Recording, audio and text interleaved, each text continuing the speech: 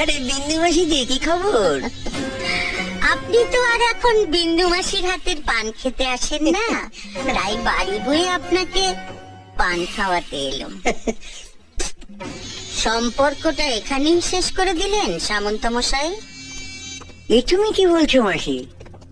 তোমার সঙ্গে আমার সম্পর্ক কি আজকে? আমি আগে যেমন তোমায় ভালোবাসতাম এখনো তেমনি ভালোবাসি।